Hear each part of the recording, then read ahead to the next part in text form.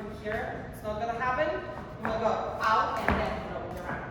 So try it on the right, and try it on the left.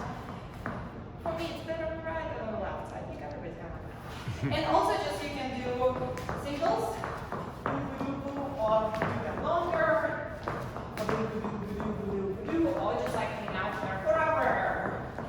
We're having a little routine with that. We did 1, 2, 3, 4, 5, 6, 7. 1, 2, 3, 4, 5, 6. 1, 2, 3, 4, 5, 6, 7. 1, 2, 3, 4, 5, 6, 7.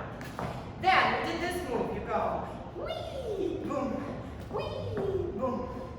So really go swooshy. And I talked about how there is this nice twisty feeling about that. Again, don't just throw your leg out of nothing.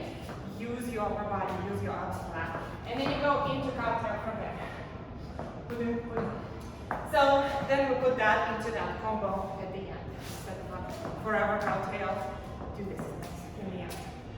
Then we start talking about 30 Charleston. So we started with our kicks.